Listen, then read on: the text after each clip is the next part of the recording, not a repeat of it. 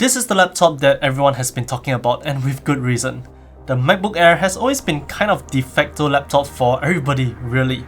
If you are to ask us to recommend a laptop to someone who wants to use it for work, for school, or even for, I don't know, to get into the Mac ecosystem, the MacBook Air has always been the first choice.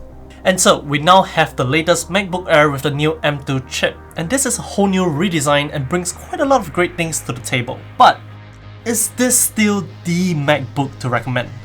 Well, we have to say that that answer isn't quite as straightforward as before.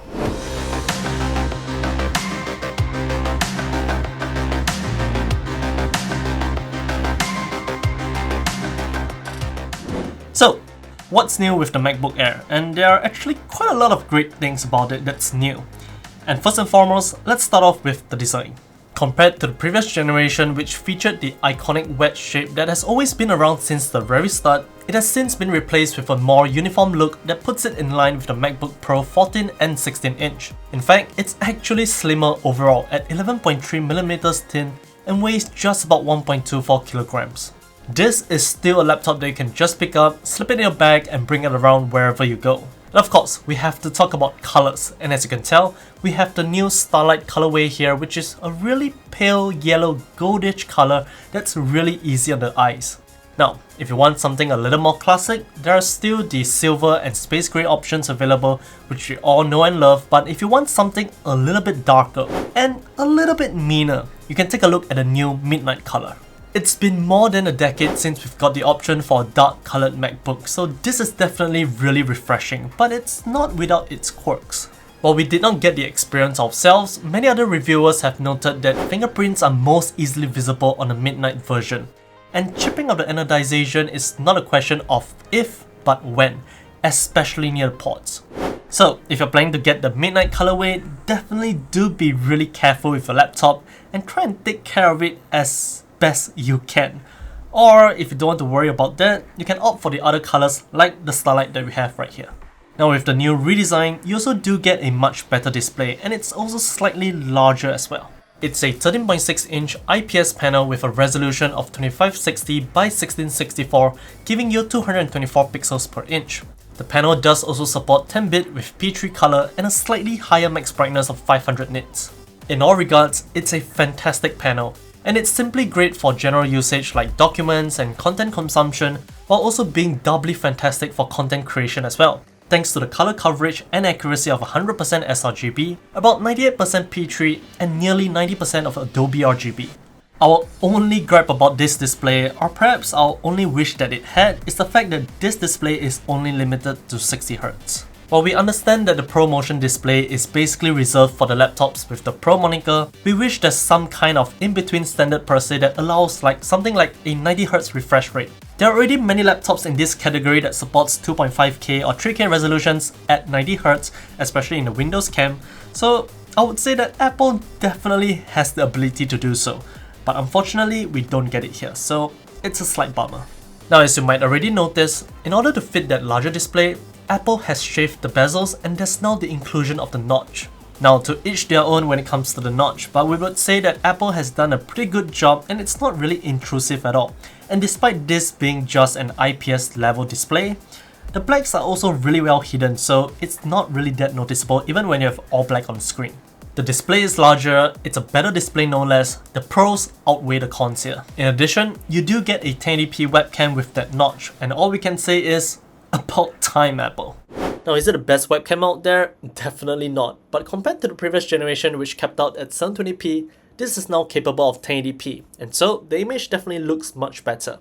So now you do look good, you do sound good as well, and overall, it's just great. No complaints whatsoever. We then move downwards to the keyboard and the trackpad, and we can only really say that they perform great. It feels great, it types great, there's Touch ID available in the corner, and the trackpad is the best in the business. If you're familiar with the MacBook Pro 14 and 16 inch, you'll feel right at home with these. But now we want to talk about the speakers, because this is probably the third most distinct difference, coming after the design and the display. Unlike the previous MacBook Air, there aren't really any speaker grill holes flanking the sides of the keyboard any longer. That is usually where the speakers are positioned in a MacBook, but that's no longer the case here. At first, we thought that the speakers were still at the sides, but simply brought closer and pumped out sound through the keyboard deck instead, which quite many Windows-based laptops do. But that's not actually where it is. The speakers are now actually placed at the top of the keyboard deck, and if you look closer, you can then see the speaker grills tucked away in that crevice.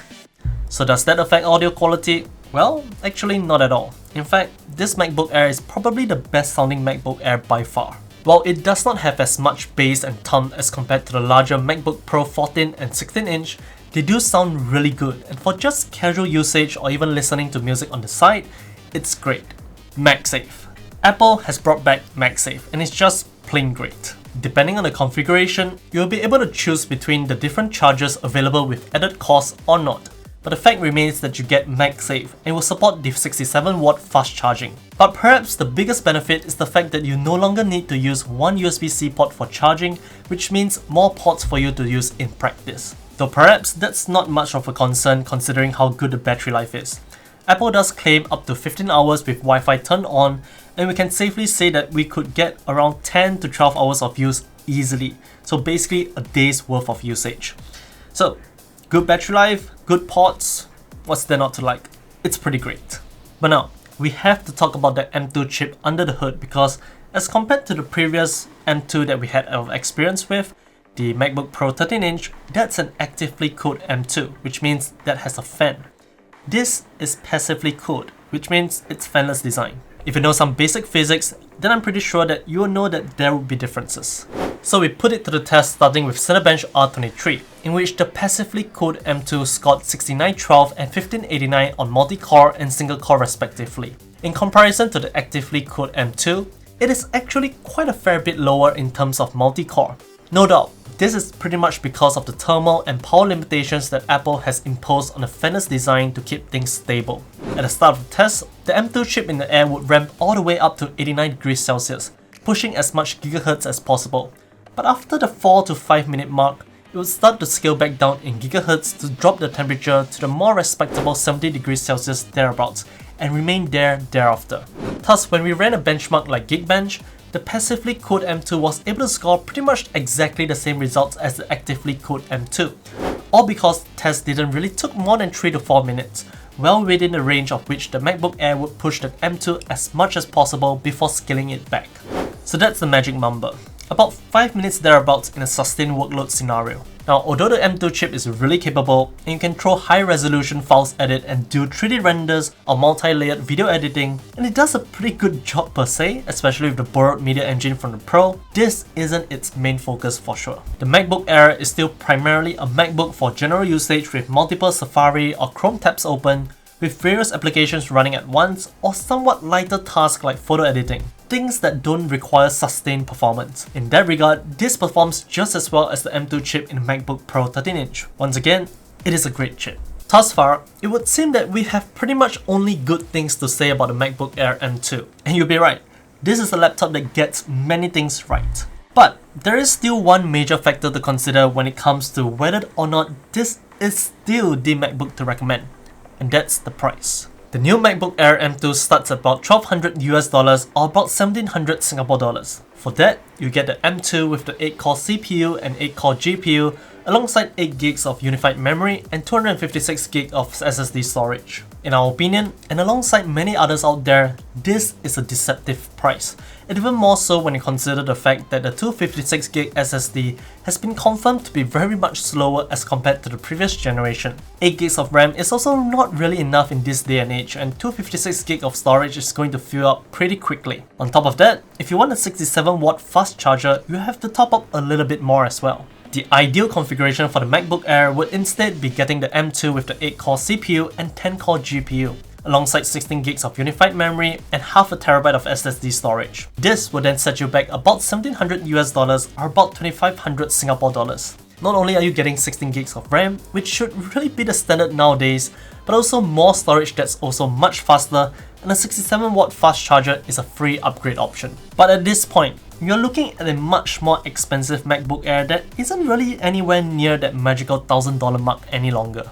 In fact, if you want more performance and an overall better experience, you can just fork out a little more and get the baseline MacBook Pro 14-inch instead, which will not only net you a better performing M1 Pro, but also a much better display, better speakers, and a much better port selection to boot. Conversely, on the other hand, if you're just looking to get a basic MacBook to get into the Apple ecosystem, you don't really need to look at the new M2. The previous generation MacBook Air with the M1 chip is still going to be plenty great, and it starts at $1,000 or about 1500 Singapore dollars. Definitely much more palatable even when compared to the baseline MacBook Air M2. With all that said, we do still very much like the MacBook Air M2. Just note that the price is a little bit deceptive, and to actually get the unit that most people would be really comfortable with, it sits at a price that's between the previous generation M1 and the baseline MacBook Pro 14-inch with the M1 Pro. So definitely do take note. So, is this still the MacBook to recommend for most people? Honestly, at this point in time, we have to say that the answer is actually no. This isn't it. Because if you're someone who's just getting into the Apple ecosystem, or you just want a laptop that's preferably a MacBook to get you started, you wouldn't really look at this because the previous generation MacBook Air with the M1 chip has that magical number of $1,000. And if you're looking at the baseline configuration, which compared to this, it's just gonna save you much more. As long as you don't spec up. If you're gonna spec up, then yes, this is probably what you wanna go with. Conversely, on the other hand, if you want that much performance from your laptop, or you're creative in a professional field, well, you wouldn't really be looking at the MacBook Air any longer. For just a little bit more, you can opt for the baseline 14-inch MacBook Pro instead. With the M1 Pro, that's going to perform way better than the M2, you're going to get a better display, and you're going to get actual ports, including that SD card reader, HDMI, and all that stuff. That's going to be a huge boon, especially for the long run. So yeah, this is in a really weird spot right now. But if you really want this new MacBook Air M2, well, we would say that just be prepared to fork out about $1,700 or 2,500 Singapore dollars. For that configuration is probably going to be the most ideal and the better purchase in the long run. If you have any questions, let us know in the comment section down below. If you'd like to, do check out the affiliate links as well. If you do, thanks for support. Don't forget to like this video, subscribe to us on YouTube, follow us on Facebook, Twitter, Instagram, and TikTok. Till the next one. See ya!